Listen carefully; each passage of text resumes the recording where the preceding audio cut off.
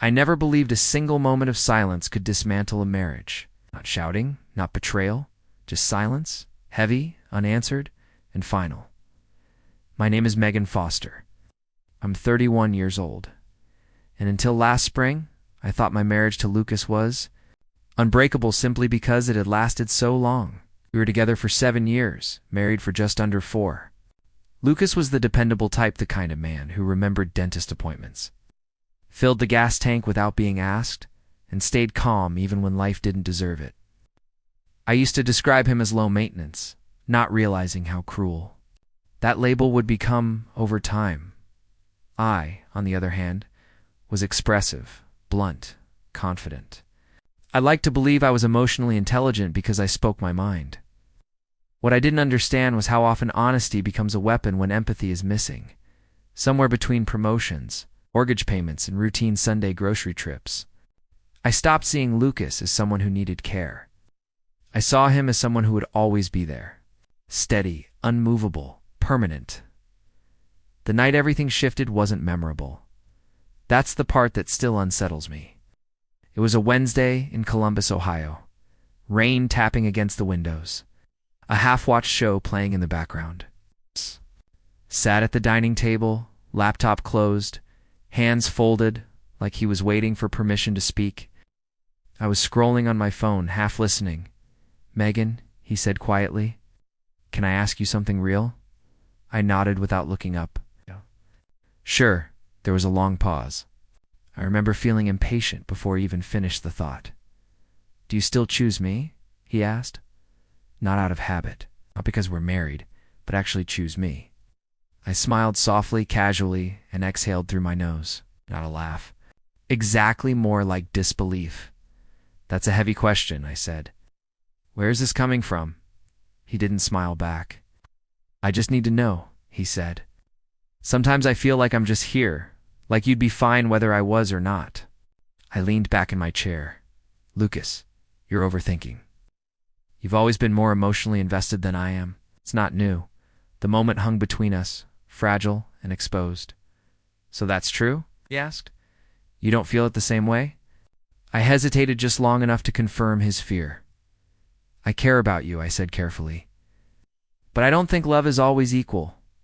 Someone usually loves more." He nodded slowly. No argument. No raised voice. "Okay," he said. That was it.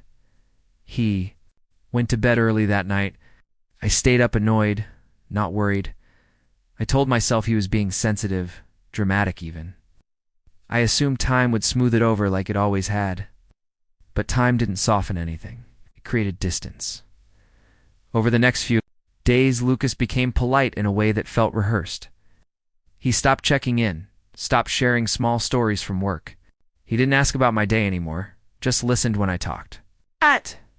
Like a guest waiting for the right moment to leave. 4 days later, he asked if we could talk. We sat across from each other at the same table. "I've been thinking about who I am. I'm in this marriage," he said, "and I don't like the answer." I crossed my arms. "Lucas, this feels extreme." He shook his head gently.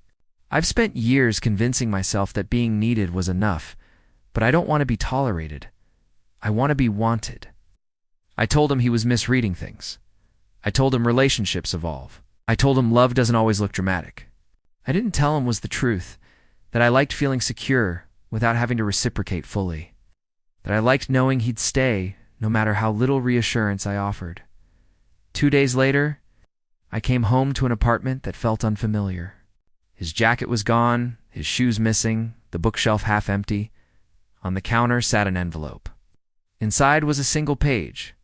I didn't leave because of one conversation. I left because it finally confirmed what I've felt for years. I want a life where my presence matters. Please don't look for me.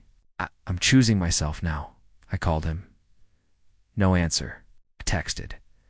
Nothing. Weeks passed. Mutual friends grew distant. His mother stopped replying to my messages. And when I finally saw him months later at a crowded farmer's market, he looked lighter, calmer, like someone who had stopped waiting to be chosen. He smiled politely, said hello, and walked away. That's when it finally landed. I didn't lose him because I failed to love him loudly. I lost him because I taught him slowly, consistently, that his love required no protection. Now, in the quiet that followed, I understand something I didn't before. Love doesn't disappear in explosions.